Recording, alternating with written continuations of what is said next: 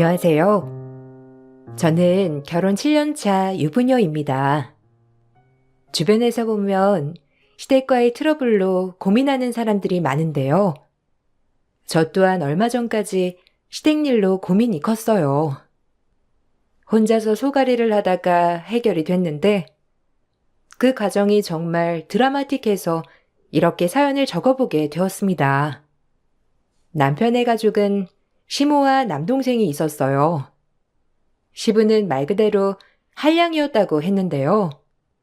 집에서 탱자탱자 놀면서 돈 벌어올 생각도 안 하고 집안일도 안 하고 애들은 더더욱 안 보면서 매일 술만 마셨다고 하더라고요.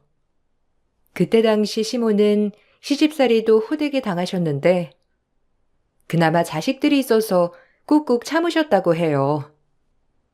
그렇게 살다가 아이들이 초등학교 들어갈 무렵에 남편의 한량짓에 도저히 참을 수 없다 생각하고 이혼해 자식들을 홀로 키우셨어요. 시모에 대한 얘기는 남편과 연애를 하면서 정말 많이 들었답니다. 엄마가 진짜 고생을 많이 하셨지. 출산하고 나서 일주일 쉬고 일을 시작했대. 아빠가 일을 안 하시니까 돈을 벌어야 살 수 있잖아. 그러면서 할머니는 엄마 엄청 괴롭히시고 힘들었지. 지금도 이혼하고 나서 나올 때가 생생하게 기억나. 그때가 나 초등학교 딱 들어갔을 땐데 나랑 동생 안 굶기려고 이런저런 일들 닥치는 대로 다 하셨었어. 그러면서도 매 저녁마다 밥도 다 차려주시고 집안일도 한번 밀리지 않았어. 항상 집에 가면 깔끔했던 게 기억나. 진짜 대단하시다. 어머님 얘기 듣다 보면 정말 대단하시다는 말이 절로 나오는 것 같아. 솔직히 그때는 여자 홀로 아이 키운다는 게 쉬운 일도 아니잖아. 대단하신 것 같아. 지금까지도 계속 일하시는 거 아니셔? 들어보면 이제는 좀 쉬셔도 되지 않을까 싶었는데 자식들한테 기대지 않고 살고 싶다고 하셨잖아. 그것만 봐도 정말 대단하신 것 같아. 나도 그럴 수 있을까 싶기도 하고. 맞아. 나는 그래서 존경하는 사람이 우리 엄마야. 진짜 우리 엄마라서 그런 게 아니라 정말 치열하게 열심히 사셨거든. 그 모든 걸 내가 옆에서 봐왔고, 나였어도 그렇게 하지 못했을 거야. 근데 동생은 생각이 다르더라고. 나는 엄마가 치열하게 살면서 우리한테 해줄 수 있는 건 다 해줬다고 생각을 하는데, 동생은 너무 구질구질하게 산다고 생각하는 것 같아. 그래서 좀 답답해. 아직 잘 몰라서 그럴 수도 있어. 동생 입장에서는 어머님이 좀 더 편하게 사셨으면 좋겠다 생각해서 그럴 수도 있지. 생각하는 게 다를 수 있으니까. 노후 준비도 다 해두셨다고 하신 거 아니었어? 그런데도 계속해서 일을 하신다는 게 정말 대단하신 것 같아. 어머님 저번에 뵀을 때는 진짜 인사하시고 너무 편안하게 해주셨는데 진짜 마음이 단단하시다. 맞아. 중간에 아빠가 애들도 있고 다시 합치자고도 했었는데 엄마가 거절했었거든. 그때는 아빠가 정신 차렸다기보다는 엄마가 잘 살고 돈도 잘 버니 같이 살면 좋을 것 같다 생각을 했던 것 같아. 근데 엄마는 그렇게 되면 우리한테 별로 좋지 않을 거란 걸 아셨던 거지. 덕분에 나도 정신 차리고 살 수 있었고. 그나저나 동생은 그런 거 생각도 안 하는지 흥청망청이라 고민이네. 시모는 하루도 쉼없이 일을 하셨고 그러면서도 자식들을 위해서는 아끼지 않으셨죠. 남편은 시모가 고생하는 걸 옆에서 보고 자라면서 착실하게 컸지만 남동생은 그러지 않았던 것 같았어요. 성인이 되고 나서 갑자기 사업을 시작하겠다고 하면서 사업 자금을 달라고 한 적도 있었고 사업이 잘 안 돼서 취업을 하고 난 후에도 이곳저곳 정착하지 못하고 다니다 그만두기를 반복했어요. 시무와 남편의 가장 큰 고민도 둘째 아들이었죠.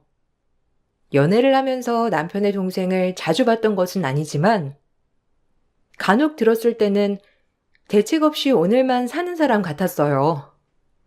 그에 반해 남편은 항상 성실하고 착실한 사람이었고 제조업 기업에 10년 넘게 꾸준히 다니면서 회사에서도 차곡차곡 단계를 밟아나가고 있었죠. 그렇게 저는 남편과 연애를 하다가 결혼을 결심하게 되었고 결혼을 할 때 시모는 결혼 자금이라면서 저에게 통장을 주시기도 했어요. 은경아, 결혼 준비한다는 말을 듣고 나서 나 역시 고민이 많았어. 사실 우리 집이 애들 아버지도 없으니 홀시어머니라 부담스러워하지는 않을까 싶기도 했거든. 그래도 이렇게 결혼을 한다고 하니 고맙기도 하고 미안하기도 하구나. 아들들을 키우면서 나 역시 일이 바쁘다는 이유로 잘 챙겨주지 못했거든. 그래서 나름 잘 키운다고 했는데도 부족한 부분이 있을지도 몰라. 어머님, 그런 건 전혀 걱정하지 않으셔도 돼요. 어머님에 대한 얘기는 정말 많이 들었어요. 오히려 너무 존경스럽고 대단하다고 생각했는걸요. 저희 집에서도 어머님 정말 대단하시다고 말하세요. 그리고 어머님이 얼마나 사랑으로 자식들을 키우셨는지 저에게 하는 말이나 행동 모두 다 너무 어른스럽고 성숙해서 오히려 어머님께 감사드려요. 잘 키워주셔서 감사합니다. 고맙다, 은경아. 나를 좋게 봐줘서 정말 고마워. 그리고 이거, 너희 결혼 준비하면서 부족한 게 있으면 편하게 써라. 이거 내가 예전부터 모아온 결혼 자금이야. 아무래도 너한테 이제 줘야 할 때가 된 것 같아서 큰 돈은 아니지만 너희 작은 집 마련하는 데에는 보탬이 되지 않을까 싶다. 부족한 게 있을지도 모르지만 서로 의지하면서 살다 보면 잘 살 수 있을 거다. 어머님, 감사해요. 그렇지만 어머님, 마음만 받겠습니다. 어머님이 평생 고생하시면서 모신 돈을 그냥 받을 순 없어요. 차라리 잘 두셨다가 나중에 저희가 정말 필요할 때 도움을 요청할 때 그때 받을게요. 지금은 저희도 저희 힘으로 시작을 하려고요. 양가 부모님 손 벌리지 않고서 저희끼리 스스로 시작을 하고 싶어서 그런 거예요. 정말 감사합니다. 아니야. 이건 받아줘. 지환이 결혼할 때 주려고 아주 어릴 적부터 생각을 했던 거니까. 내가 열심히 아들들 키운다곤 했지만 부족한 부분이 있을지도 몰라. 곁에서 잘 알려주고 혹시라도 힘들면 언제든지 나한테 말해주렴. 이걸 받는다고 해서 나한테 더 잘할 필요는 없어. 이건 지환이 몫이었으니까. 지환이가 장가 갈 때까지 내가 책임지기로 다짐했었거든. 잘 사는 게 보답하는 거니 너희끼리 잘 살면 돼. 시모는 따뜻하고 정이 많으신 분이셨고 대외적으로는 여장부 스타일이셨지만 가정에서는 누구보다 따뜻한 엄마, 시어머니셨어요. 결혼을 하고 난 후에도 시집살이라곤 하나도 없을 정도로 편안했고 오히려 시모께서 저희보다 더 바쁘셨죠. 주말마다 찾아갔던 적도 있었지만 정말 바쁘셔서 얼굴 보기가 어려웠어요. 명절에도 여행 가라며 비행기 티켓까지 끊어주시기도 했습니다. 그만큼 제 생각을 누구보다 많이 해주셨던 분이 바로 시모셨어요. 시모의 시집살이는 한 번도 없었지만 예상외로 골치가 아픈 사람이 있었는데 바로 도련님이었죠. 도련님은 남편과는 다르게 아주 자유분방한 사람이었어요. 한 번은 늦은 저녁에 갑자기 신혼집으로 찾아와 형과 술 한 잔을 마시겠다면서 술상을 내오라고 시켰던 적도 있었습니다. 아니, 이 시간에 연락도 없이 웬일이야? 갑자기 무슨 일 있어?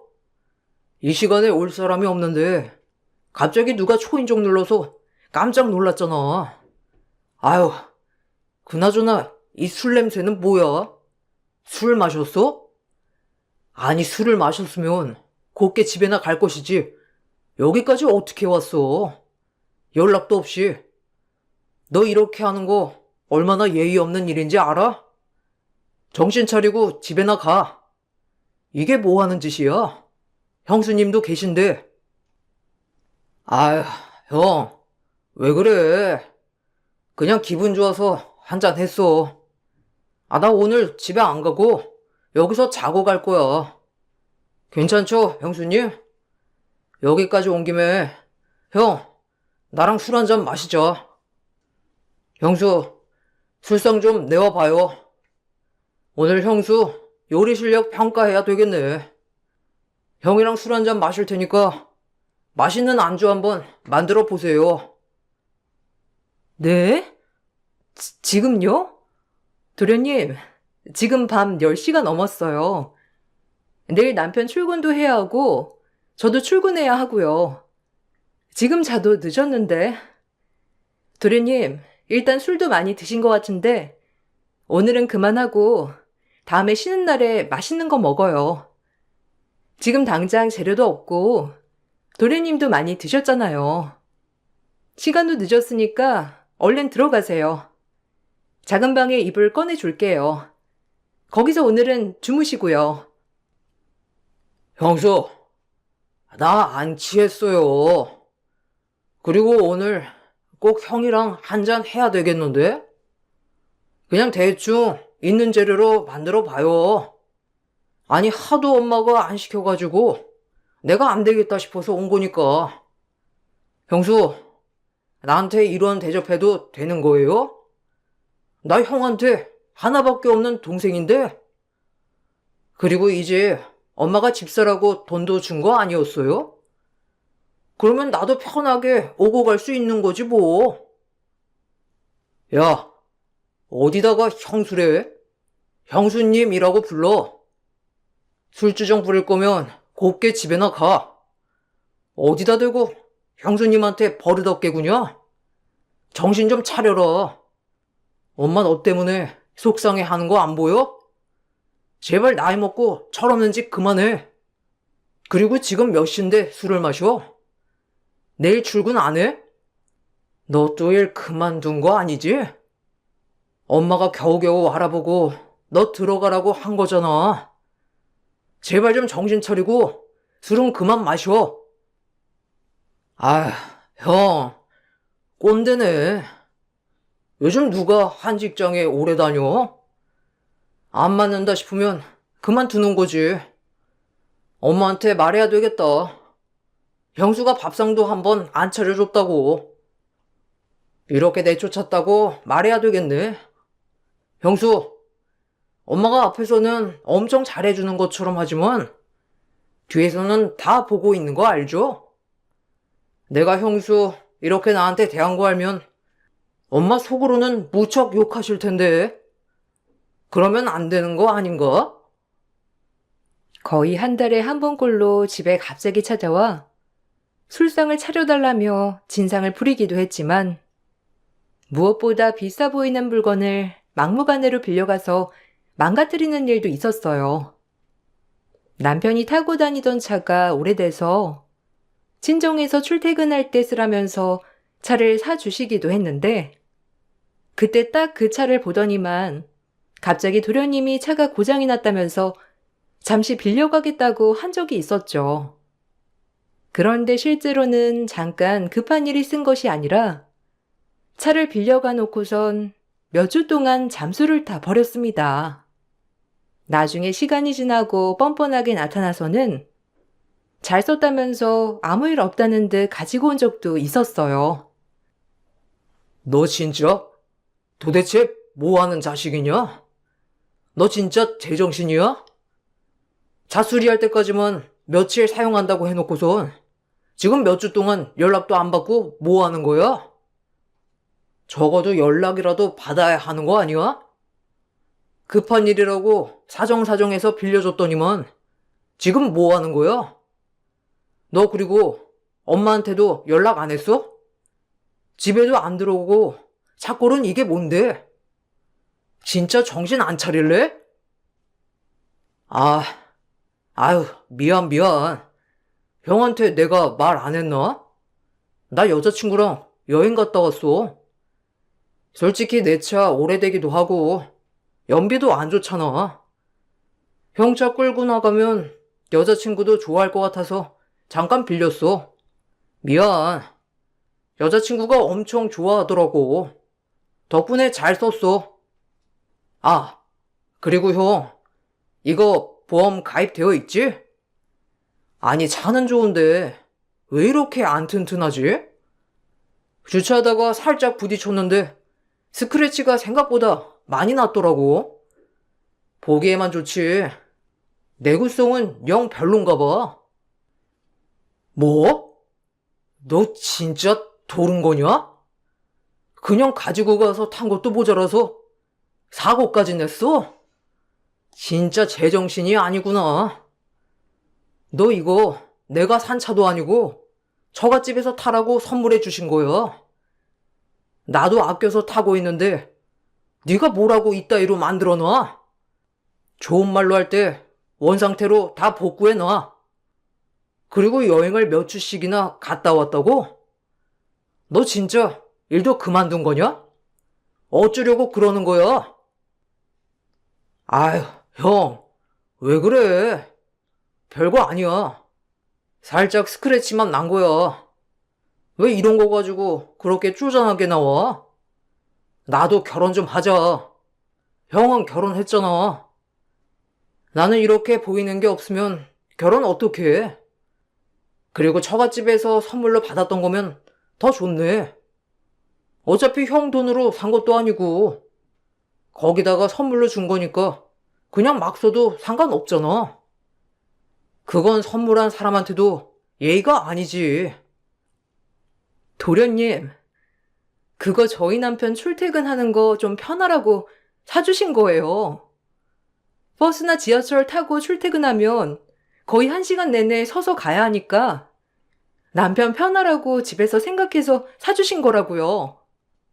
근데 이렇게 말도 없이 몇 주 동안 가져가 쓰시고 사고까지 내시면 저 진짜 화나려고 해요.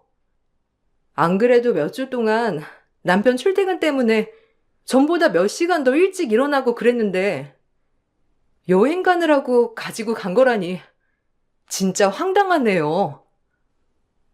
아니, 이거 선물로 줘놓고서는 형수 지금 지분 주장하는 거예요?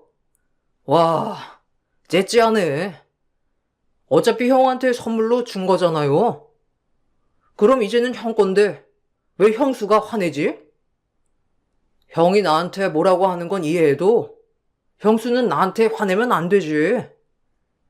그리고 원래 가족이면 이런저런 거 다 공유하면서 쓰는 거예요. 아니, 형수는 외동이라서 모르나? 뻔뻔한 도련님의 태도에 정말 황당하기도 했어요. 사실 나이라도 어리면 어려서 뭘 몰라 그럴 수 있구나 할 테지만 도련님은 저보다 2살밖에 차이가 나지 않았기 때문에 어려서 뭘 모른다고 하기도 어려웠죠. 그래서 더욱 불편하게 느껴졌던 것도 있었어요. 저와 남편은 어머님을 항상 존경했어요. 정말 어려운 환경에서 홀로 일을 하시면서 2 아이를 키워냈다는 것만으로도 존경스러웠지만 이제는 은퇴할 나이가 되셨음에도 불구하고 일을 놓지 않고 꾸준히 하고 계신다는 점에서도 대단하다고 생각이 들었어요. 그렇지만 저희와는 다르게 도련님은 그렇게 생각을 하지 않았던 것 같더라고요. 늘 항상 어머님에 대해서는 너무 아끼고 구질구질하게 산다고 생각을 하는 듯 했습니다. 솔직히 형이나 형수 생각도 그래? 난 엄마가 왜 그렇게까지 구질구질하게 사는 건지 이해할 수가 없어. 아무리 예전에는 어려웠다곤 하지만 솔직히 지금은 먹고 살만하지 않나? 애초에 아빠랑 잘 살았으면 이렇게까지 고생하면서 살 일이 뭐가 있어. 그리고 이제는 좀 편하게 살아도 되지 않나 싶어. 아직도 이러면서 돈 버는 거 보면 여자친구네는 집안이 엄청 좋아가지고 항상 여유롭고 그런데 우리는 뭔가 쪼들리는 느낌이야. 내가 결혼하고 싶어도 창피해서 말 못하겠어. 도련님, 그게 무슨 소리예요? 어머님이 뭐가 창피해요? 저희 어렵지 않고 잘 살고 있어요. 어머님도 마찬가지시고요. 어머님처럼 지금까지 한결같이 일하시는 분이 어디 있다고 그러시는 거예요? 어머님 들으시면 서운하시겠어요. 그리고 어머님은 도련님한테 해줄 만큼 다 해주셨잖아요. 그렇게 따지면 도련님이 어머님이 지원해 주신 것도 다 안 좋게 끝내신 건 아니에요? 그건 내 탓이 아니죠. 형수, 솔직히 말해보면 엄마가 좀 더 능력 있고 빵빵했으면 내가 사업 하나 말아먹는다고 해도 다시 일으켜 세워줄 수 있을 만큼 도움이 됐겠지. 엄마가 젊었을 적부터 돈 많이 벌어놓았으면 지금까지 일을 하고 있었겠어요? 나도 그래도 염치가 있으니까 다시 사업을 하고 싶어도 도와달라고 말도 못하잖아요. 어쨌든 엄마가 노후 준비한다고 열심히 일하는 것 같은데 난 엄마 노후 책임 못 져요. 도련님, 너무 철이 없으신 거 아니에요? 어머님이 누구한테 노후를 책임져 달라고 하실 분도 아니겠지만 어머님은 해주실 수 있을 만큼 최선을 다해서 해주셨잖아요. 그렇게 생각을 하시면 너무 서운하죠. 도련님이 이렇게 일도 안 하면서 탱자탱자 놀면서도 삼시세끼 따뜻한 밥 먹을 수 있는 것도 피곤한 몸 누워서 편하게 잘 수 있는 것도 다 어머님 덕이잖아요. 그럼 어머님 노후도 저희가 책임질 수 있는 거 아니에요? 아이고, 형수, 착한 척 그만해요. 형수가 그런 거 어떻게 알아요? 어쨌든 전 책임 안 질 테니까 착한 형수랑 형이 다 책임지던지. 엄마는 형만 좋아하잖아요. 어차피 나는 엄마가 예뻐하지도 않고 예뻐한 적도 없어요. 사업 한번 해서 말아먹었다고 이렇게 지원도 안 해주고 그러는 게 어디 있어? 그리고 그거 다 엄마가 다 선택한 거니까 엄마가 책임져야지 어쩌겠어요. 시모는 누구보다 열정적이고 열심히 사셨고 항상 절약하는 것이 습관이 되셨어요. 노후를 위해서도 있지만 누구보다 자식들을 사랑하셨던 분이셨기 때문에 자식들을 위해서 아끼며 사셨던 것이었죠. 그도 그럴 것이 자식들이 필요한 것이 있다고 하면 모든 것을 다 퍼주셨는데 도련님에게도 마찬가지였지만 헛된 꿈을 꾸고 있었던 도련님은 정신 차리지도 않고 항상 직업도 바꾸고 아무것도 없는 상태에서 사업만 하겠다고 난리를 피웠어요. 처음에는 도련님에게 적극적으로 지원을 해주셨지만 사업장만 오픈하고 나서 노력도 하지 않는 아들을 보면서 더 이상의 지원은 아들을 망치는 길이다 생각을 하셨던 것이죠. 그 뜻을 모르고 도련님은 항상 시모가 저희만 좋아한다고 말을 했고 그 때문에 시모의 가장 큰 걱정거리가 도련님이었어요. 너도 알다시피 우리 지영이 너무 철이 없어. 그래서 내가 정말 걱정이다. 내가 눈 감기 전까지 걔 철이 들지 모르겠네. 지혜비 탱자탱자 놀면서 돈만 쓰고 있는 거 배우지 말라고 힘든 상황에서도 이혼하면서 치열하게 살았는데 지영이한테서 그 모습이 보이니 정말 속이 다 못 살겠구나. 얼마 전에는 여자친구랑 결혼해야 한다면서 돈을 달라고 하는데 정말 내가 자식을 잘못 키웠나 싶다. 어머님, 너무 걱정하지 마세요. 그래도 언젠가는 철이 들겠죠. 뒤늦게 철드는 사람도 있다고 하잖아요. 저 역시 저희 부모님한테는 항상 철없는 딸이에요. 어머님이 어떤 게 걱정하시는지 잘 알고 있어요. 저희도 도련님 만날 때마다 항상 얘기도 많이 하고 있고, 아직은 도련님이 어머님 깊은 뜻까지는 잘 모르는 것 같지만, 금방 알 수 있을 거라 생각해요. 그럴까? 난 너무 걱정이다. 애들한테 해줄 수 있는 만큼 다 해주면 애들이 알아서 고마움을 느끼고 감사함을 느낄 거라고 생각을 했는데 그게 아니구나. 결혼을 한다고 하더라도 걱정이야. 밖에서 보이는 지영이는 멀쩡해 보일 수 있지만 사실상 그런 게 아니잖니. 직장이라도 진득하게 다니던지 자기 줏대가 있으면 좋으련만 이리저리 팔랑거리면서 휘둘리고 다니니 결혼한다는 게 좋은 일인지도 모르겠다. 어머님, 저희가 잘 얘기해 볼게요.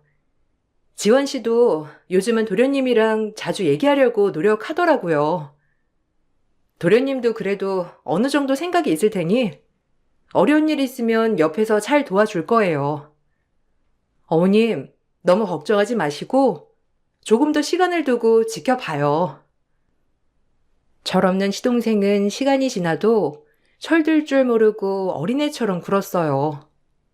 그런 시동생이 결혼을 할 여자라면서 여자친구를 데리고 왔죠. 전부터 만나고 있었던 여자친구였는데 실제로 보고선 저희는 깜짝 놀랄 수밖에 없었습니다. 바로 남편의 회사 부대표 딸이었던 것이었어요. 지영이가 만나고 있다는 사람이 부대표님 딸일 줄이야. 아, 정말 몰랐네요. 지영이, 넌 알고 있었어? 아니, 한 번 말을 꺼내본 적도 없어서.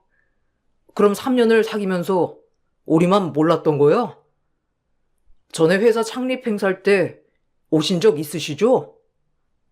그때도 별말이 없었는데 지영이랑 교제 중이셨겠네요. 와, 진짜 놀랐습니다. 지영이가 만나고 있는 사람이 부대표님 딸이라니 깜짝 놀랐네요. 형, 이제 잘 보여야 되겠네. 우리 만날 때부터 나야 알고 있었지. 내가 여러 번 말했잖아. 여자친구 집안이 워낙 빵빵하다고. 형이랑 형수 언제 할까 싶었는데 3년을 사귀는 동안 한 번도 모르더라고. 여자친구도 몇 번 형이랑 형수 봤다고 했는데 그때도 한 번 말 안 했나? 암튼 그렇게 됐어. 소개는 따로 안 해도 될 것 같고 우리 결혼하려고. 여자친구 집에는 먼저 인사드렸어. 만나서 반가워요. 지영이가 누구랑 결혼을 할 수 있을까 싶었는데 너무 참한 사람을 만난 것 같아서 다행이네요. 집에 먼저 인사드렸다니 잘했네. 우리 집은 보다시피 홀어머니의 아들 둘이에요.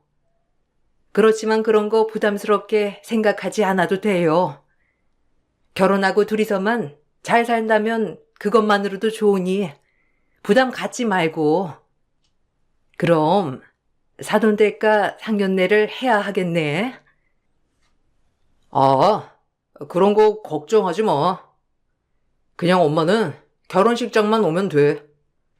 어차피 결혼식 소연이네 집에서 다 알아서 정할 거니까. 상견례도 그냥 안 하기로 했어. 괜히 시간 낭비할 필요 없지. 여자친구네 집에 맞춰서 할 거니까. 나중에 결혼식 날짜 잡으면 그때 맞춰서 오기만 하면 돼. 신혼집도 우리가 알아서 볼게. 형 결혼할 때 결혼 자금이라고 모아둔 돈 줬다고 했지? 그거 얼마야? 아니, 아무리 그래도 사돈댁이랑 한번 얼굴은 봐야 하지 않겠니?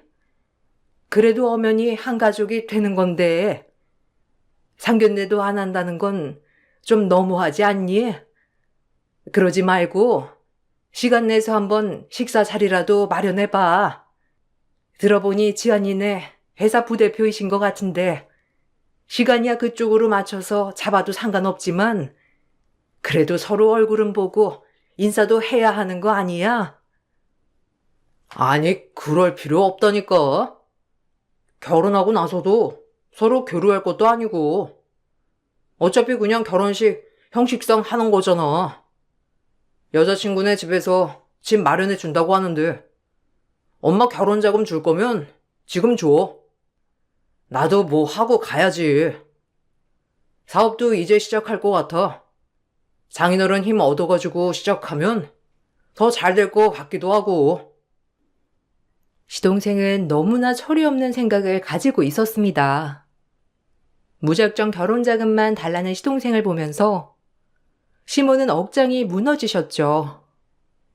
저와 남편 역시 불편한 생각이 들기도 했지만 결혼을 하겠다고 하는 두 사람 앞에서 불편한 티를 낼 수는 없었어요. 그 후로도 결혼식 준비는 철저하게 예비동서 집안에 맞춰서 진행이 되었습니다.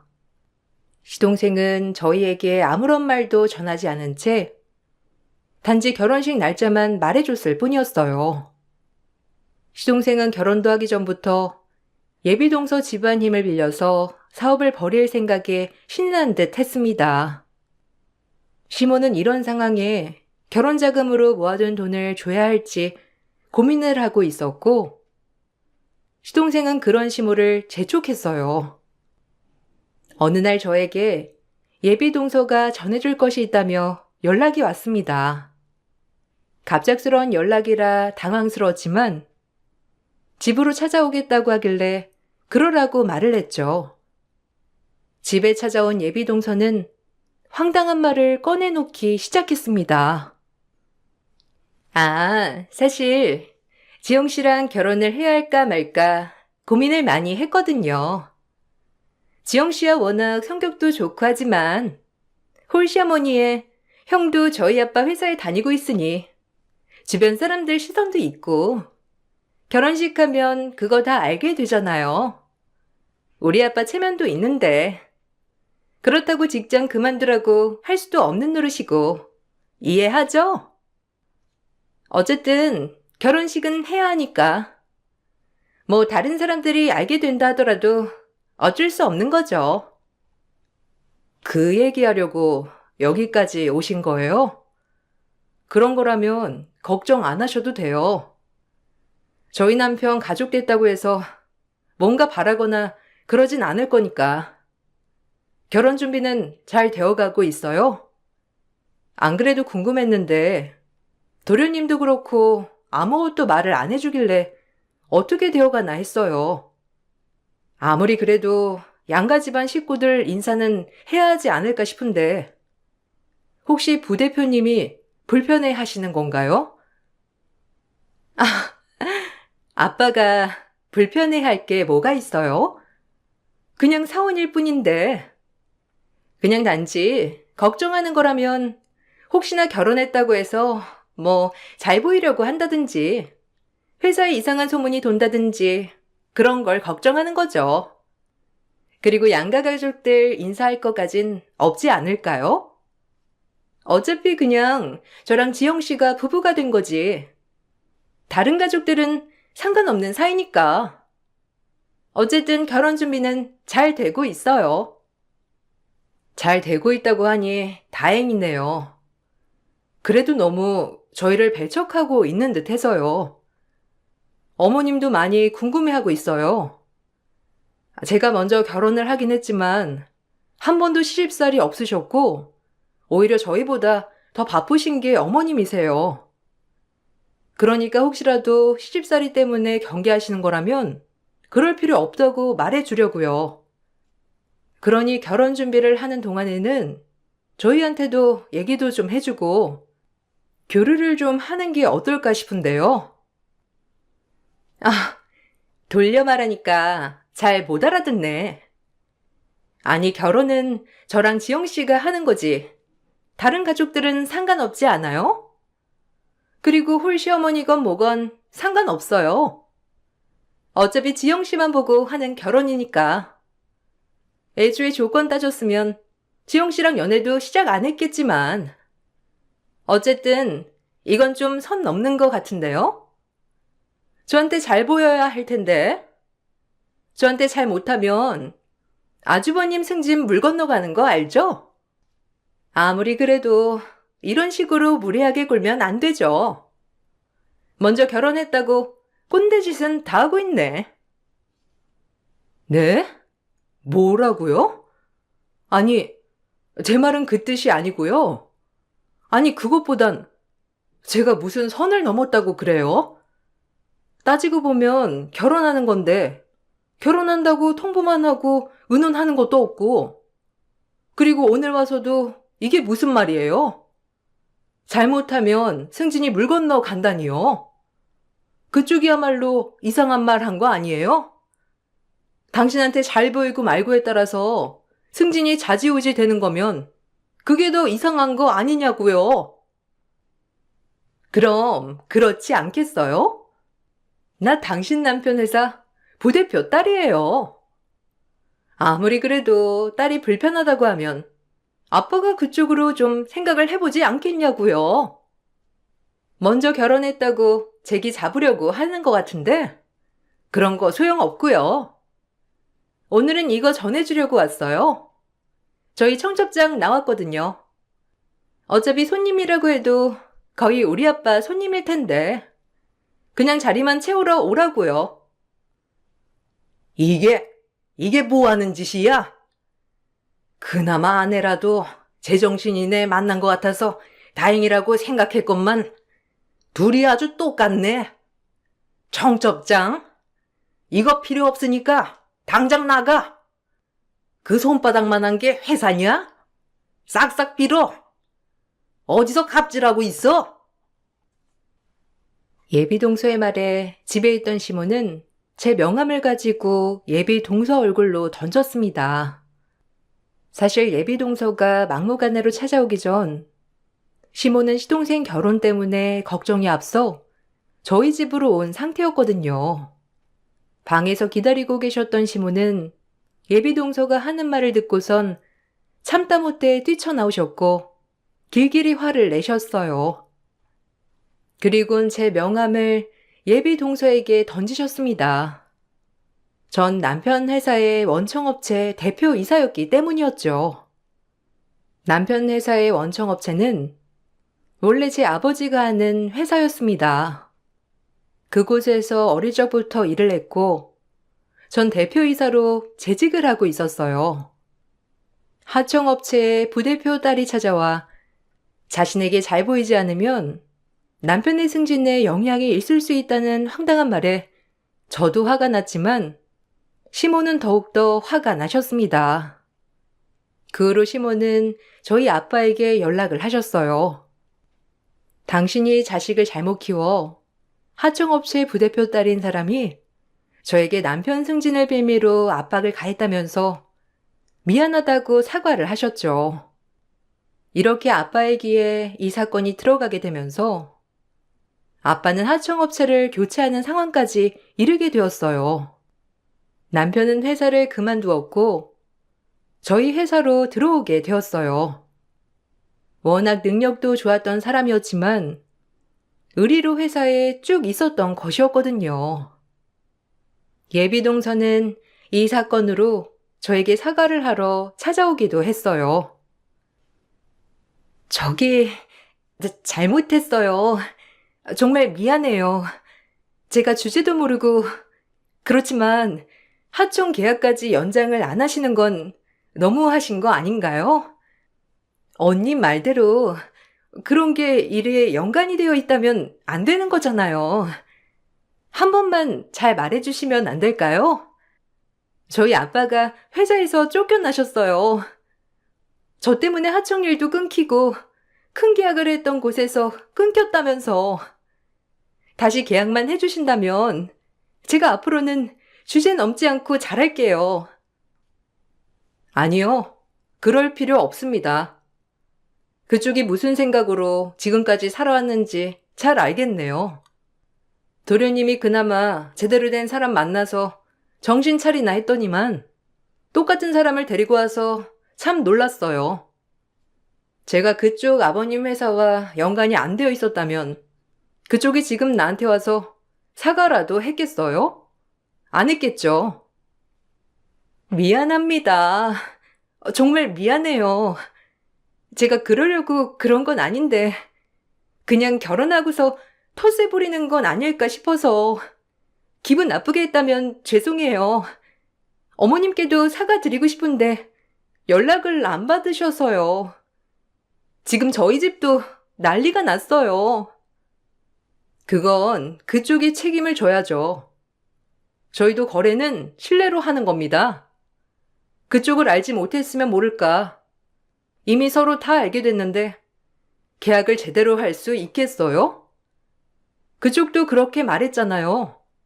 자기한테 잘못 보이면 우리 남편 승진은 없는 거라고. 그런 거랑 마찬가지 아니겠어요?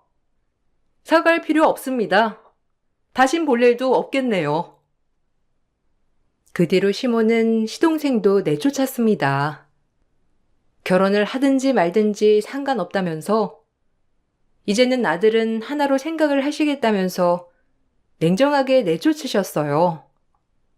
처음 시동생은 예비동서 집안으로 들어가 살 생각이었지만 제 직장에 대해서 말을 안 해줬다면서 예비동서 집안에서는 시동생을 안 받아줬다고 하더라고요.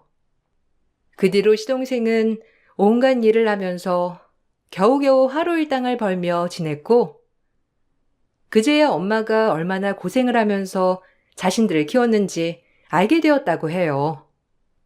시모는 아직까지 시동생을 용서할 생각이 없다고 하셨어요. 이번 기회로 시동생이 정말 정신 차려서 자신의 인생을 스스로 잘 꾸려나갔으면 좋겠네요. 제 긴 사연을 들어주셔서 감사합니다. 항상 행복한 하루 보내시길 바랄게요. 안녕하세요. 저는 일산에 살고 있는 58세 여자입니다. 제가 신청한 사연을 많은 분들께서 봐주셨으면 좋겠어요. 그리고 충격적인 일을 저지른 시댁 집안과 형님이 얼마나 큰 잘못을 했는지 여러분들께서 제 글을 들어주시고 그 사람들에게 한 소리 해주셨으면 하네요. 일단 제가 남편을 만나기 전까지 살아왔던 환경을 먼저 말씀드려야 어느 정도 제가 왜 이런 결정을 내리게 되었는지 이해를 해 주실 것 같아 과거의 얘기를 잠깐 해드리겠습니다. 저는 세상 밖으로 나왔을 때부터 따뜻한 엄마의 품에 안겨봤던 기억 없이 자라왔었어요. 이 세상을 홀로 살아왔었습니다. 제 집이 보육원이었고 원장님을 엄마로 생각하면서 언니 오빠들의 치열한 경쟁 속에서 살아남으며 자라왔었고 성인이 되고 사회로 나왔을 때는 부모 없이 자란 고아라는 타이틀이 언제나 뒤따라오며 괴롭혔었어요. 그런 외로움 삶 속에 항상 꿈꿔오던 하나의 소원이 있었어요. 사랑하는 사람과 만나 행복하게 살면서 대가족을 이루는 게 제가 바라는 목표였습니다. 힘 닿는 데까지 아이를 낳아 시끌벅적 지지고 볶으면서 항상 살아있다는 걸 느끼고 싶었습니다. 그리고 남편을 만나게 되었고 결혼까지 할 수 있었어요. 시모는 저를 처음 봤을 때부터 하셨던 얘기가 집안의 대를 이어야 한다는 조건이었고 힘 닿는 데까지 아이를 낳아주길 바라셨습니다. 저에게는 시모의 조건이 문제가 되지 않았어요. 제가 바라는 게 아이를 많이 낳아 대가족을 꾸리는 거였으니까요. 외롭게 사는 건 원하지 않았기 때문에 긍정적으로 받아들였습니다. 남편의 집안은 잘 살아서 금전적으로는 걱정하지 않고 지낼 수 있었습니다. 그렇게 결혼하자마자 계획했던 대로 아이를 가지기 위해 노력을 했었고 처음으로 태어난 아이는 딸이었어요. 시모는 아들을 바랬지만 딸이라는 사실에 실망한 눈빛을 보였습니다. 하지만 다음에는 아들을 낳으면 된다고 부담을 주시지 않았어요. 그런데 제 위로 형님께서는 아이를 가질 생각을 하지 않더라고요. 시모에게 이유를 여쭤보니 불임이라며 얼굴 표정이 어두워지셨습니다. 그때 당시 형님은 저와 나이 차이도 많이 났었고 판사라는 직업을 가지고 있어서 대단하다고 생각했었는데 모르고 있던 사실을 듣게 돼서 상당히 놀랐었죠. 그런데 몸조리 할 때 형님이 말도 없이 면회를 오셨어요. 처음부터 좋은 결과가 왔으면 좋았겠지만 다음을 기약해야지 어쩌겠어. 동서도 어머님한테 들었겠지만 내가 몸이 별로 좋지 않아. 아무래도 직업이 스트레스를 많이 받아서 그런지 몰라도 아이를 가질 수 없는 몸이라고 하더라. 판사면 뭐해. 시부모님께 사랑도 못 받고 있는데 동서는 꼭 아들을 낳아서 이 집안의 대를 이어주길 바래. 그래야 어머님께 많은 사랑을 받을 수 있어. 어렸을 적부터 고아원 생활을 해서 외로움을 많이 탄다며. 그래서 아이를 많이 낳고 대가족을 이루는 게 목표라고 하던데 어머님께서도 집안이 시끌벅적한 걸 좋아하시거든. 이제 시작일 테지만 분명 좋은 결과가 올 수 있을 거야. 아들 낳으면 집안의 경사니까 동서한테도 분명 많은 부분에서 이득을 볼 수 있을 거고 하루빨리 그날이 왔으면 좋겠다. 어머님께서 얼굴이 어두우시니까 내가 너무 눈치를 보게 되거든. 숨 막혀서 살 수가 있어야지. 아들 낳을 때까지 고생 좀 해줘. 불임인 형님은 자존감이 많이 떨어져 있었어요. 아이를 가질 수 없는 몸이라는 이유 하나 때문에 판사라는 직업을 가지고 있어도 시모는 대를 이어줄 수 없다는 것 때문에 형님을 마음에 들어하지 않으셨어요. 형님과 대화를 나누고 있던 도중 시모가 들어오셨고 말도 없이 왔다고 온갖 안 좋은 말을 형님에게 퍼붓기 시작하셨습니다. 그 모습을 지켜보는데 너무 당황스러웠어요. 아이를 가질 수 없다고 하셔도 판사의 직업을 가지고 있는 형님이었는데 시모에게 그런 건 중요하지 않았습니다. 너네가 여기에 발도 들이지 말라고 했는데 왜 온 거야? 당장 안 나가? 판사면 뭐해? 몸이 정상이지가 않는데? 그래도 아이 낳았는데 축하한다는 말 한마디 해주고 싶어서 온 것뿐이에요. 그게 잘못됐어요? 지금 가려고 준비하고 있었어요. 저도 지금의 제 상황이 너무 싫다고요. 저도 이 집 며느리인데 정말 너무하세요. 뭘 잘했다고 나이 먹고 질질 짜고 있어? 누가 보면 너한테 온갖 욕설을 퍼부은 줄 알겠다. 작은 애 몸조리 해야 하니까 당장 나가. 시모는 형님의 얼굴을 보자마자 날카롭게 행동하셨고 그동안 형님은 시모에게 많이 채이셨는지 금세 눈물을 흘리셨어요. 그 모습을 보는데 마음속 깊은 곳에서 불안감이 올라오는 느낌이 들면서 아들을 낳지 못할까봐 걱정되기 시작했습니다. 그런데 가지고 있던 불안함이 현실이 될 거라곤 전혀 예상하지 못했어요. 딸도 낳았으니 아들도 낳을 수 있을 거라고 당연시하게 생각했었습니다. 하지만 첫째가 딸이 태어나고 곧바로 쉬지 않고 아이를 가졌는데 둘째도 딸, 셋째도 딸을 낳고 말았어요. 그러다 보니 시모가 저에게 걸었던 기대 또한 점점 사그라들게 되었고 계속되는 실망에 저를 마음에 들어하지 않으셨습니다. 너 뭐 잘못 먹었니? 어떻게 된 게 연달아 딸만 셋이야? 첫째는 아이를 가질 수 없는 몸이라지만 너는 아이를 충분히 가질 수 있는데 어떻게 딸만 쭉쭉 낳고 있어? 내가 항상 얘기했지. 아랫배를 따뜻하게 만들라고. 내가 준 한약은 거르지 않고 다 먹은 거야? 도대체 뭐가 문제이길래 밥만 축내는 쓰잘머리 없는 딸만 줄줄이 사탕처럼 나와서 시애미를 왜 이렇게 힘들게 하는지 모르겠다. 이러다 나 세상 떠나기 전에 아들 볼 수 있겠어? 너 다음에도 딸 나오면 어쩔 거야? 나는 아들 낳는 며느리를 원한 거지? 딸만 쭉쭉 뽑아대는 며느리를 원한 게 아니다. 혹시 어렸을 적부터 고아원에서 못 먹고 자라서 아들을 낳을 수 없는 몸이 태워버린 건 아니야? 내 생각이 맞는 것 같은데? 네가 큰애보다 더한 거 알아? 큰애는 그래도 밥만 축내는 아이를 낳지도 않았지. 그런데 너는 쓸모도 없는 손녀들만 낳아서 나를 너무 힘들게 하고 있잖아. 죄송해요. 그런데 제가 원한다고 아들을 낳을 수 있는 것도 아니고 상황이 이렇게 된 건데 어쩌겠어요. 다음에는 꼭 아들 낳을 수 있게 더 노력해 볼게요. 그래도 지금까지 어머님께서 시키시는 거, 주시는 거 하나도 거르지 않고 다 해왔어요. 그러니까 너한테 문제가 있다는 거야.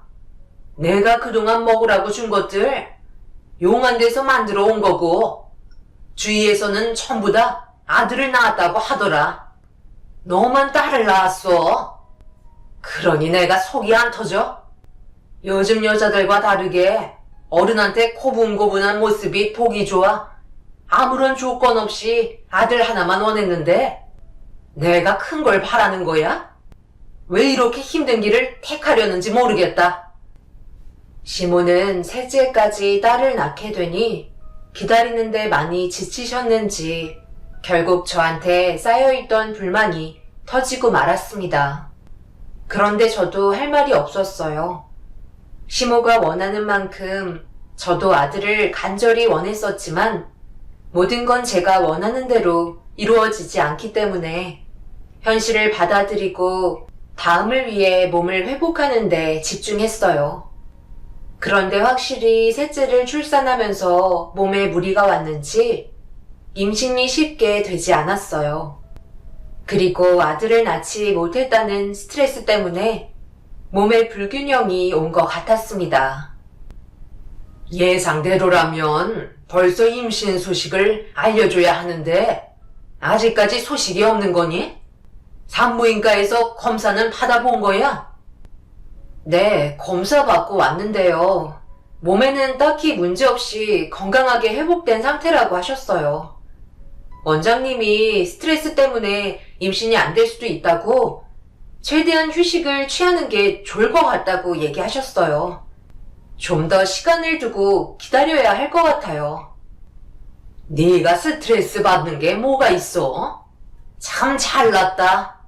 아들도 가지지 못하는 몸뚱이를 가지고 있으면서 너한테 눈치까지 보면서 얘기를 해야 되는 거야? 무서워서 말도 못하겠다. 너 이번에도 딸 가지면 그때는 우리 집안이랑 인연을 끝내는 게 좋을 것 같다. 네? 갑자기 그게 무슨 말씀이세요? 인연을 끝내라뇨?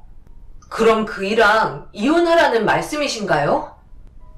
내가 처음에 뭐라고 그랬어? 다른 건 바라지 않고 오로지 대를 이어줄 아들 하나 원한다고 하지 않았니? 그런데 지금 네가 하는 짓을 봐봐라. 딸만 줄줄이 낳아버려서 돈만 축내고 있잖아. 우리 집안이 잘 산다 해도 원하지 않는 곳에 돈을 쓴다는 게 얼마나 아까운지 알아? 그런데 이번에도 또 딸을 낳으면 내가 모든 걸 혼자서 떠안으라고? 원하지도 않는 애들을 내가 왜 먹여 살려야 하는 건데? 지금에야 입에 들어가는 게 적다고 하지만 나중에 머리 크고 성인이 되면 돈이 얼마나 많이 들어가겠어? 대학까지 가면 한 명당 등록금도 무시할 수 없는 거라고. 내 말 무슨 뜻인지 알겠지? 나는 무료 봉사하고 싶은 마음이 없다. 그러니까 이번에는 무조건 아들 보게끔 노력하도록 해라. 그렇지 않으면 우리 관계는 여기까지다. 시모의 말에 엄청난 충격을 받고 말았어요. 아무리 아들을 원한다고 어떻게 저와 아이들을 내칠 생각을 하시는지 이해할 수가 없었습니다. 제 딸들도 남편의 피가 섞인 친손녀인데 시모의 행동이 너무하다 싶었어요. 결국 이런 고민을 남편에게 털어놓았고 제 말을 진지하게 받아들이며 대화를 이어나가기 시작했어요. 남편도 더 이상 시모의 행동에 참기 힘들었는지 단둘이 대화를 이어나가더니 언성이 높아졌고 저 혼자 방 안에서 기다리는 건 아닌 것 같아 거실로 다시 나가게 되었습니다. 시모와 남편은 제가 생각했던 것보다 심각하게 대화를 주고받으며 아이를 가지는 거에 대해 너무 저에게 압박을 가하는 시모의 행동이 잘못됐다고 남편이 화를 내자 더욱더 큰 소리로 분위기를 심각하게 이어나가셨어요. 좋게 좋게 풀어나가려고 저도 남편 옆에 앉아 노력을 했지만 이미 시모의 귀는 닫혀 있는 상태였고 다음 임신이 마지막일 거라며 아들을 못 낳을 시 수단과 방법을 가리지 않고 이혼시키겠다는 충격적인 말을 하신 뒤 자리에서 일어나셨습니다. 저는 시모의 말에 그 자리에서 오열을 하며 눈물을 흘리고 말았어요. 고아로 태어나 외롭게 살아왔는데 아들을 낳지 못했다고 또다시 버려질 수도 있을 거라는 생각 때문에 너무 무섭고 두려웠네요. 이런 제 마음을 너무나도 잘 알고 있던 남편이 위로해주며 절대 헤어지지 않을 테니 걱정하지 말라고 안심시켜 주었습니다. 그렇게 또다시 시간이 흘러 아이를 임신하게 되었고 모두가 긴장한 가운데 성별을 확인할 수 있는 개월수가 되자 시모는 저를 데리고 산부인과를 찾았습니다. 그때 당시 너무 떨렸고 제발 아들이기를 간절히 바랬어요.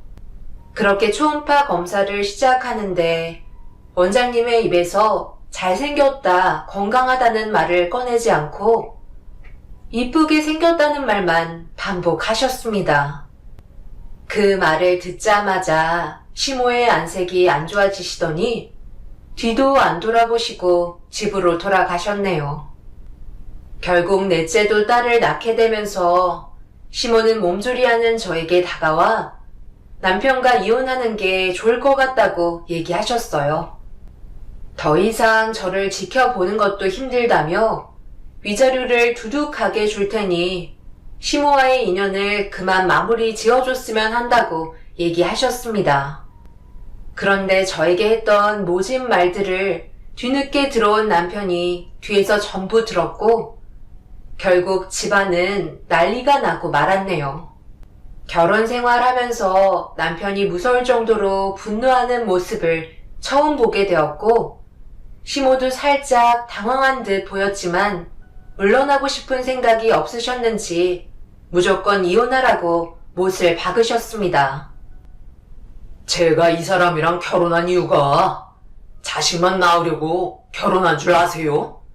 솔직히 지금까지도 힘들게 참고 있는 거라고요. 무슨 애 낳는 기계도 아니고 아들 못 낳았다고 대우도 달라지는 것도 모자라 이제는 이혼까지 하라고요? 그걸 왜 어머니가 정하셔야 되는 건데요? 혹시나 해서 와봤더니 이제 막 출산한 사람한테 그런 상처되는 말을 해야 돼요?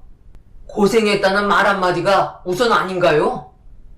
제가 어머니랑 인연 끊는 게 훨씬 더 빠를 것 같네요. 어차피 이렇게 된 이상 얼굴 안 보고 사는 게 좋겠어요. 처음에는 딸처럼 대해주겠다며 한 집에 같이 살게 유도해 놓으시고 정작 엄마가 그토록 원하는 아들 손자를 볼 수가 없으니 이제는 내치시겠다? 아들이 옆에서 전부 지켜보고 있는데 정말 너무한 거 아닙니까? 2번 다시 얼굴 볼 일 없을 테니 그런 줄 아세요. 네가 어떻게 엄마한테 그런 말을 할 수가 있어? 내가 너를 어떻게 낳았는데? 세상 떠난 너희 할머니는 나한테 안 그랬는지 알아? 그때랑 지금이랑은 비교 자체가 안 된다고. 너 위로 누나가 몇 명이나 있었는지 알아? 내가 그동안 말을 안 해서 그렇지. 너희 할머니께서 아들 하나로는 만족을 못 하셔서 하나 더 원하셨는데 너 위로 딸만 셋을 낳았었다. 뭐라고요? 그럼 제 위로 누나가 셋이나 있었다는 말이에요? 그걸 왜 이제야 알려주시는 거죠? 그럼 누나들은 지금 다 어디 있는데요? 살아는 있을 거 아니에요? 어떻게 이런 사실을 30년이 지난 뒤에야 알려주시는 거죠? 그때는 나도 너희 할머니께서 하신 행동을 이해할 수 없었는데 지금은 너무나도 그 마음이 공감이 된다. 너희 누나들은 2번 다시 찾을 수 없는 곳으로 떠났다. 해외 입양을 보내서 살았는지 세상을 떠났는지 생사조차 모른다. 이제야 엄마 마음을 이해하겠니? 대를 이어나가기 위해 너희들을 내가 어떻게 가졌는데 여기에서 대를 끊게 만들겠다고? 내가 그걸 용납할 것 같아? 나는 절대 받아줄 수 없다. 내가 위자료 먹고 살 만큼 챙겨줄 테니까 그만 내 아들한테 떨어져라. 그럼 이런 사실들을 아버지도 알고 계셨으면서 저를 속이고 계셨던 거네요.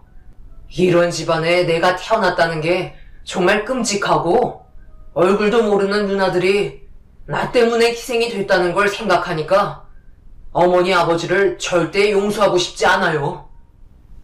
남편과 저는 시모의 과거에 대해 엄청난 충격을 받고 말았어요.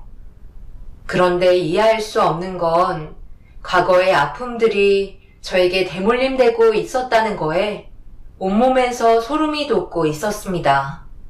어디서 살고 있는지조차 생사를 알 수 없는 남편의 누나가 하나도 아닌 셋이나 있었다는 게 도저히 믿기 어려웠어요. 분노한 남편은 시모를 밖으로 내쫓아버렸고 시모는 남편을 향해 소리치며 엄마를 이해해줘야 한다며 산후조리실이 떠나갈 정도로 난리를 치고 말았습니다. 시모의 행동은 보복 심리 같은 거였어요. 아들을 낳기 위해 과거에 할머님께서 하셨던 것처럼 시모도 저에게 똑같이 행동을 하고 있었던 거였죠. 그래도 정말 다행이었던 건 시모가 제 딸들을 함부로 대하시지는 않아서 그나마 안심을 할 수가 있었어요. 그날 이후 남편은 시댁에 찾아가 한바탕 난리를 친 뒤에야 집을 따로 알아보게 되었고 저희는 마당이 있는 주택으로 이사를 가게 되었습니다. 따로 살면서 좋았던 건 시모의 눈치를 안 봐도 되는 거였어요. 남편은 저 혼자 육아하는 게 힘들까봐 시댁에 있을 때처럼 아이를 돌봐주실 수 있는 분을 고용해줬고 처음으로 1년간 몸을 회복하는 기간을 가질 수 있었습니다. 그런데 저에게는 항상 허전한 무언가가 마음속에 자리 잡고 있었어요. 분명 집안이 시끌벅적하고 무럭무럭 자라는 아이들을 보면서 행복했지만 잠깐 남편과 바람을 쐬러 갈 때면 아빠와 아들이 함께 웃고 떠들며 즐겁게 시간을 보내는 걸 남편이 뚫어지게 쳐다보는 걸 몇 번이나 봤었기 때문에 저 또한 아들에 대한 욕망이 알게 모르게 마음속 깊은 곳에서부터 점점 자라나기 시작했고 결국 아들을 낳기 위해 힘 닿는 데까지 노력해보기로 결심을 하게 되었네요. 하지만 그 과정은 정말 쉽지 않았어요. 한 살 한 살 나이를 먹어갈수록 아이를 낳는 게 너무 힘이 들었습니다. 문제는 5째도 딸을 낳았고 6째, 7째도 딸을 낳게 되면서 남편은 더 이상은 힘들다고 포기하길 원했어요.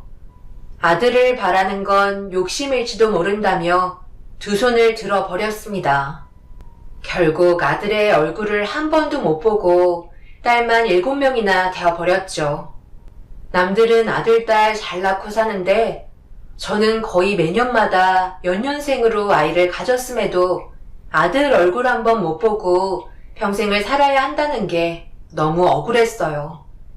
제 자신이 너무 한심스럽고 남편에게 부족한 아내가 되어버린 것 같아 우울증이 오게 되었고 매일 밤 눈물로 밤을 지새우게 되었네요. 그렇게 모든 걸 포기한 채 현재의 삶에 만족하며 7명의 딸들과 함께 행복하게 살기로 남편과 결정하게 되었고 현실을 받아들이며 잘 살고 있었는데 어느 날 갑자기 몸이 좋지 않았어요. 딸을 7이나 낳게 되니 몸 상태만 봐도 대충 알 수 있었습니다. 남편과 상의한 끝에 정관 수술을 결정했는데 몸의 반응은 임신이 되어 있는 상태였습니다. 예상하지 못한 상황이라 너무 놀라 남편에게 이 사실을 알렸고 갑자기 찾아온 아이 때문에 저희는 너무 당황스러웠어요. 그리고 정관 수술을 받았던 곳에 다시 찾아가 남편의 상태를 확인해 보니 극히 드물게 풀리는 경우가 있는데 남편이 수술은 잘 됐지만 풀려버렸다고 진단 결과를 알려주었네요. 준비되지 않은 아이였기 때문에 마음의 준비도 되어 있지 않은 상태였어요. 7도 한계에 도달해서 매일이 전쟁인데 8번째 아이까지 태어난다고 상상하니 앞날이 막막했습니다. 그런데 예상하지 못한 상태에서 찾아왔었기 때문에 무언가 기대감 같은 게 있었어요. 그리고 저희 가족에게 찾아온 아이는 정말 말도 안 되는 기적을 가져다 주었습니다.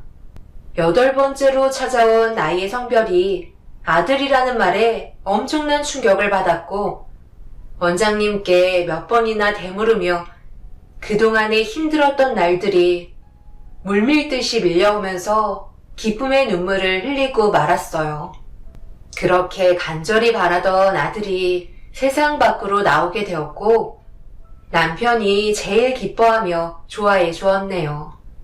그런데 아들을 낳았다는 사실을 듣게 된 형님이 저희에게 아낌없는 축하를 해준 뒤 집으로 돌아가셨는데 시모에게까지 말이 전달이 됐는지 제가 있는 산후조리실에 시모가 찾아왔습니다. 그리고 제 품에 안겨있는 아들을 보며 급하게 달려와 조심스럽게 말을 건네셨네요. 너도 정말 독하다. 어떻게 애를 8번째까지 낳을 수가 있는 거지? 이럴 줄 알았으면 그렇게까지 모질게 대하지 않았을 텐데. 내가 다 잘못했다.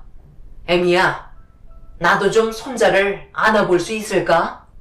거의 10년 만에 그토록 바라던 아들 손자를 보는 건데 품에 안아볼 수 있게 해줄 수 있지?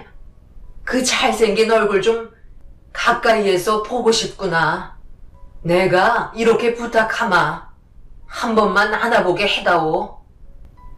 시모의 간절한 눈빛에 제 품에 안겨있던 아들을 시모에게 건네주었고 그토록 바라시던 아들 손자를 보셔서 그런지 눈물을 보이고 계셨어요.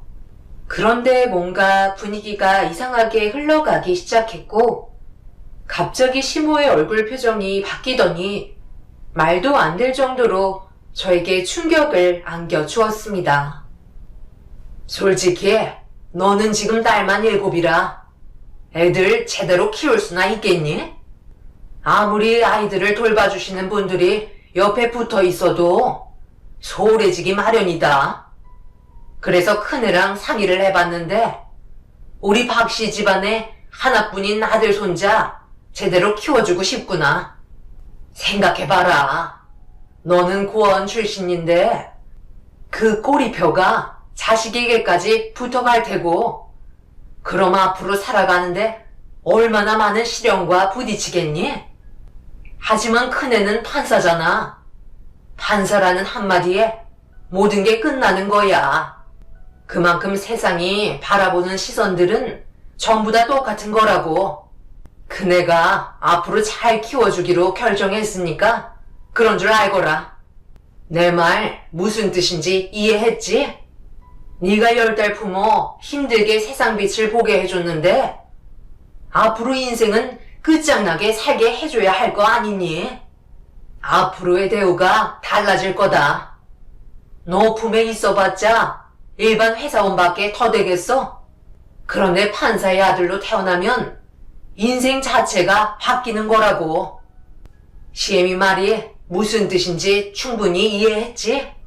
그럼 그렇게 알고 먼저 자리에서 일어나도록 하마. 시모는 갑자기 돌발 행동을 하셨고 아이를 데리고 밖으로 나가려 하시길래 너무 놀라 시모의 팔을 잡으며 안 된다고 비명을 질렀지만 이미 시모는 저를 쳐다보지 않으셨고 잡고 있던 팔을 뿌리치며 뒤도 안 돌아보고 뛰쳐나가셨네요. 말도 안 되는 일이 펼쳐진 순간 산후조리실에 계신 분들께 도움을 요청했지만 시모는 이미 건물 밖으로 빠져나간 상태였고 남편에게 급하게 전화를 걸어 이 사실을 알린 뒤 서둘러 해결해 주기를 바랬어요. 제가 한 말에 경악을 하며 바로 아들을 데려오겠다고 전화를 끊은 뒤 저는 발만 동동 구른 채 산후조리실에서 남편이 오기만을 기다리고 있었습니다. 하지만 남편은 아들을 데려오지 못했어요. 시모가 잠수를 타버린 상황이라 쉽게 찾을 수가 없었다며 이 문제를 해결하기 위해 경찰에 신고를 해놓은 상태였습니다. 아무리 아들 손자가 귀하게 태어났다고는 하지만 형님의 품에서 키우게 하려 했다는 게 너무나도 큰 충격이었어요. 정말 다행이었던 건 시모는 오랜 시간 걸리지 않고 경찰에 붙잡히면서 아이를 다시 제 품으로 돌려받을 수 있었습니다. 그날 이후 시모의 얼굴은 2번 다시 안 보고 살았어요. 어떤 일이 벌어질지 몰라 너무 무서웠고 남편도 온 가족과 인연을 끊게 되었습니다.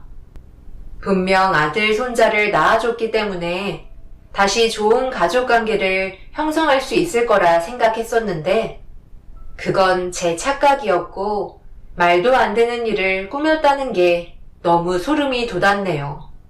그날 이후 완전하게 인연을 끊고 살아왔었어요. 그리고 서로 연락을 안 한 지 20년이라는 시간이 흘러버리고 말았습니다. 다행히 남편의 사업이 꾸준하게 잘 유지되어 오고 있어서 계속해서 넓은 주택으로 옮겨 다니며 삶의 질을 높여왔고 저희 가족은 행복하게 잘 지내고 있었습니다. 20년의 세월 동안 눈물을 흘릴 때도 많았고 어려운 위기들도 몇 번 왔었지만 지금은 하나의 추억으로 남아버렸죠. 제가 그토록 바라던 대가족이 형성이 되면서 서로가 의지하며 지내는 모습을 보고 있으니 너무 좋았습니다. 저는 혼자서 외롭게 자라왔었기 때문에 아이들은 그런 외로움을 느끼게 해주고 싶지 않았어요. 과거에는 아이들을 키우는데 많은 어려움이 있었지만 다 키워놓고 자기 앞가림을 할 수 있을 정도의 성인이 되니 잘한 결정이라는 걸 느낄 수 있었네요. 그런데 20년이라는 시간이 흐르고 또다시 문제가 저희 가족에게 다가왔어요. 시모의 건강 상태가 좋지 않다는 소식이었죠. 아무래도 세월이 흐른 만큼 시모의 건강도 비켜갈 수 없었습니다. 결국 저희 가족들은 시모의 마지막 순간을 보기 위해 시댁을 찾게 되었고 세상을 떠나시게 되는 모습을 지켜보게 되었네요. 아무 말 없이 제 손을 잡아주며 눈물을 흘리시더니 눈을 감으셨고 판사 형님도 건강 악화로 집에서 아주버님과 요양하며 지내고 있다는 걸 듣게 되었습니다. 서로 떨어져 지낸 세월이 길다 보니 시모가 떠났어도 큰 아픔이 전달이 되지는 않았어요. 제가 받았던 상처도 있었기 때문에 더욱더 그런 것 같았습니다. 시모가 세상을 떠나시고 남편과 아주버님은 상의한 끝에 몸도 가누기 힘들어 하시는 시부를 요양원으로 모시게 되었고, 시댁의 집을 처분하기 위해 온 가족이 한데 모여 짐들을 정리하고 있는데, 아들이 가져온 하나의 물건에 모두가 경악을 하고 말았습니다. 작고 네모 모양으로 된 목함이었는데, 침대 밑에 있었다며 저에게 건네준 목함 상자를 여는 순간 그 안에는 탯줄 여러 개와 이름과 주소 하나가 적혀 있었어요. 그런데 제가 들고 있는 목함을 형님이 보는 순간 경악을 하며 물건을 뺏었고 순식간에 집안은 난장판이 되고 말았습니다. 남편이 형님의 손에 들어간 목함을 다시 빼서 정확하게 확인한 순간 주소가 적힌 쪽지의 위치를 확인해 보니 어느 고아원이었고 형님의 얼굴 표정은 점점 하얗게 질려가기 시작했습니다. 뭔가 느낌이 좋지 않다는 걸 알게 된 저희는 주소가 적힌 곳으로 움직였어요. 그렇게 도착한 고아원에서 알게 된 충격적인 사실에 너무 놀라 그 자리에서 주저앉고 말았습니다. 예전에 시모가 남편이로 3명의 누나가 있었다고 했었는데 그 사람들의 이름이었고 해외로 입양 보냈다는 사실을 듣게 되었습니다. 그런데 또 하나의 이름과 탯줄을 확인한 고아원 원장님은 한 명은 시설에서 보살핌을 받고 있을 거라며 또 다른 주소를 알려주었고 그 한 명의 존재를 확인하기 위해 장애인 복지 시설을 찾아간 순간 너무 놀라고 말았어요. 형님과 얼굴이 상당히 비슷해 보였지만 몸의 장애를 겪고 있었습니다. 그제서야 대충 어떤 상황인지 감이 오게 되었고 남편과 저는 형님을 찾아가 지금의 상황이 어떻게 돌아가는 건지 물어보게 되면서 말도 안 되는 변명을 듣게 되었네요. 장애인 복지시설에 한 사람이 보살핌을 받고 있던데 그 사람 형수님의 자식이었어요? 설마 장애가 있다고 버린 건가요? 날짜를 보니까 제가 해외에서 생활하고 있을 때였는데 그때 무슨 일이 있었던 거죠? 형도 이 사실을 알고 있었던 거야? 우리가 이런 결정하고 싶어서 그랬는지 알아? 그 아이가 아들이었지만 태어난 걸 확인했을 때 장애를 가지고 있었어. 그걸 어머님께서도 모든 걸 지켜보고 계셨고 우리는 결단을 내려야만 했다고. 장애를 가진 아이를 평생 돌봐줄 자신도 없었고 어머님께서는 집안에 장애가 있는 아이는 용납할 수 없다며 그 아이를 데리고 보육원으로 데려간 거야. 당연히 몰래 놓고 오셨지만 어머님께서는 본인은 더 큰 일도 했었다며 나에게 목함이 있는 탯줄과 이름을 보여주셨어. 그리고 3명의 딸이 있었는데 입양을 보냈다는 말을 듣게 되었고 그 목함 안에 내가 낳은 자식의 탯줄과 이름을 같이 넣어놨던 거야. 어머님의 말대로 하니까 어느 정도 마음의 안정이 되더라고.